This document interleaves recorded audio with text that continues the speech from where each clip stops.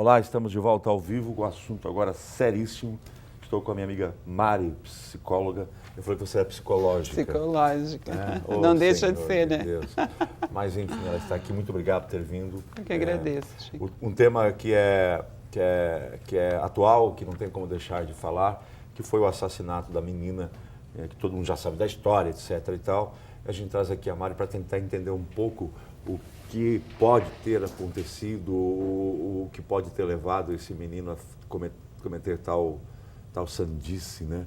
Ainda nada está muito bem esclarecido, ainda a investigação continua, não está concluída, não se tem ainda muitas coisas. Tem a mecânica do crime, que foi, você viu ontem, acompanhou pelo jornal, a reconstituição do crime, o crime em si, mas, enfim, o crime, na verdade, é a concretização de algo que já vinha acontecendo. Anterior, né? Anterior, né? E se concretiza com o crime. E se fala muito desse caso, ainda não oficial, mas que seria um crime passional, ou seja, o que é um crime passional? É um crime levado pela paixão, por um forte sentimento incontrolável, neste caso incontrolável, porque ele não conseguiu controlar e acaba cometendo uma ação tão dramática, forte e que não tem como voltar atrás. Mário, o que leva uma pessoa, será que você consegue dizer isso pra gente, a chegar a esse ponto de matar uma pessoa, e muitos dizem matar em nome até do amor? É muito difícil da gente julgar esse comportamento sem conhecer o contexto Exato. da vivência dessas pessoas, né, Chico? Mas a gente pode levar em consideração o comportamento humano no sentido de satisfazer as nossas necessidades. Nós buscamos o tempo todo estar fazendo as nossas necessidades. E em certos momentos alguma coisa se interrompe. E a gente não sabe lidar com isso. Então hoje, no mundo que a gente vive, em que o materialismo está muito forte e a gente se apega muito às coisas, isso não é diferente a se apegar às pessoas, né? Nós nos apegamos com paixão e com amor às coisas e pessoas. E no final a gente não dá conta de lidar com todo esse sentimento e com toda essa demanda que a gente tem interior. É onde a gente estava conversando que talvez esse rapaz não deu conta de, naquele momento, significar todo o acontecimento da vida dele, o que levou ele a cometer uma loucura. A gente perde a razão, muitas vezes, por alguns acontecimentos. Então, assim, no caso dele, que foi um crime passional, de que ele estava tentando realinhar o relacionamento dele e ele não estava tendo uma resposta à altura, ele perdeu o controle da situação. E isso foi em nome do amor? Aí é onde fica a dúvida, né, Chico, de que a que ponto nós hoje consideramos que o amor é dessa maneira, incondicional desta maneira. Porque quando a gente fala de amor incondicional, é que dizendo assim, a plenitude do amor, né? E o amor envolve muitas coisas, né? Então você mata em nome do amor? Não necessariamente. Você vai matar em nome da sua necessidade pessoal. Da sua dor, muitas vezes. Da sua dor, é.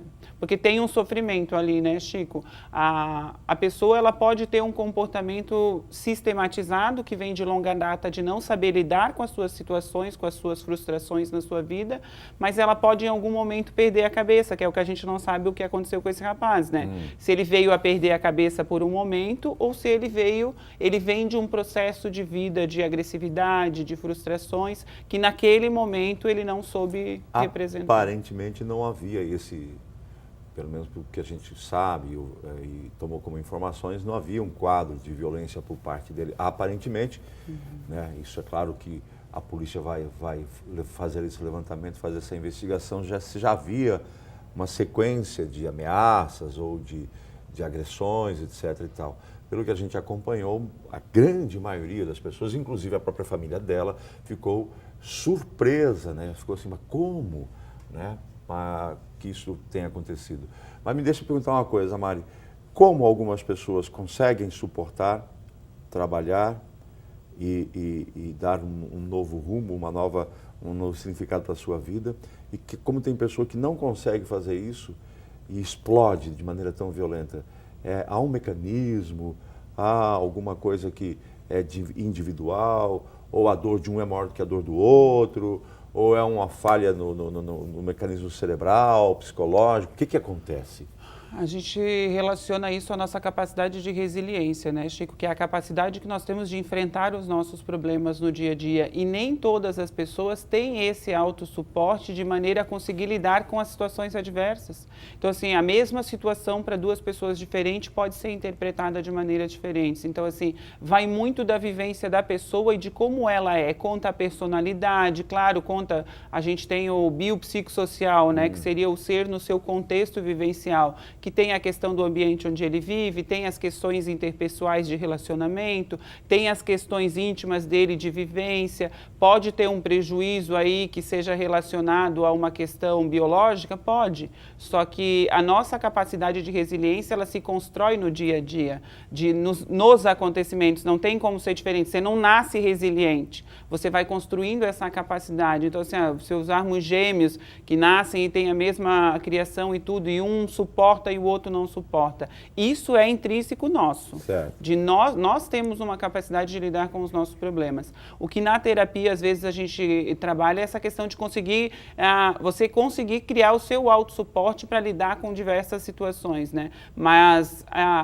mesmo assim, não quer dizer que não traga sofrimento para a pessoa, porque é dela, é o instinto dela, e isso não tem muitas vezes como modificar, né, Chico? O que a gente percebe também, às vezes, é que pessoas não se dão conta da hora de pedir ajuda.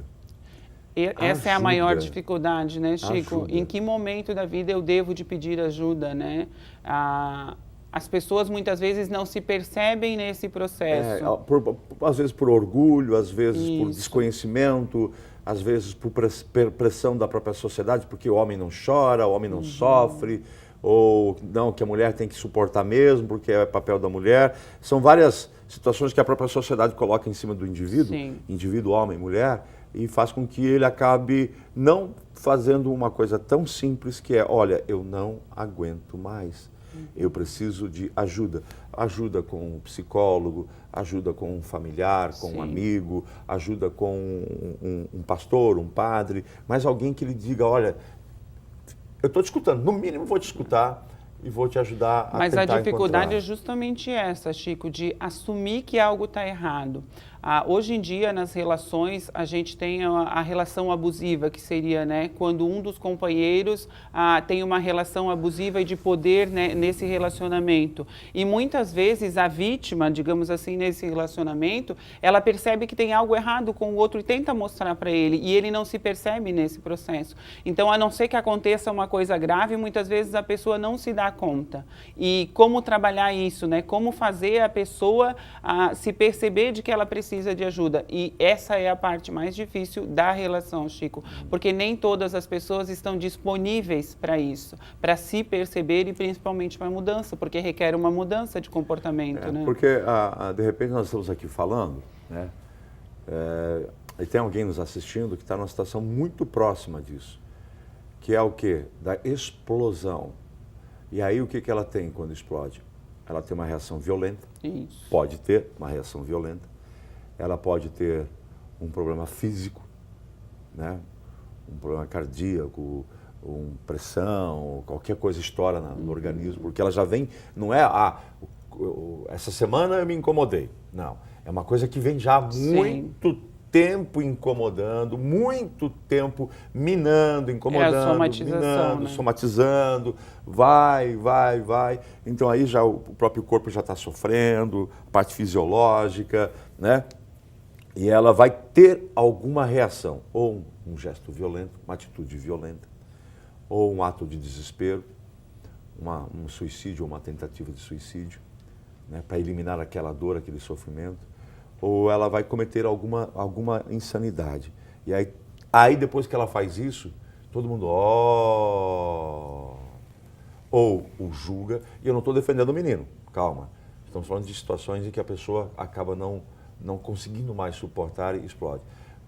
Algumas pessoas vão condená-la, ou outras pessoas, puxa, podia ter ajudado e não percebi, né? Mas de que forma quem está nos assistindo, que está muito próximo disso, pode tomar essa atitude, a decisão de procurar ajuda? O que ele tem que fazer? É só tomar, vou procurar ajuda, mas ele não consegue, Mari, o que ele faz? tem que dar o primeiro passo, Chico, é de conseguir pedir essa ajuda, é de se autoanalisar e de se perceber no seu processo, como é o meu funcionamento no dia a dia. Eu geralmente explodo e eu posso vir a causar um prejuízo e um dano a mim mesmo e a outro. Fazer essa autoanálise e tentar de alguma maneira, mas é tão difícil falar disso, eu não sei com quem falar, não sei aonde buscar.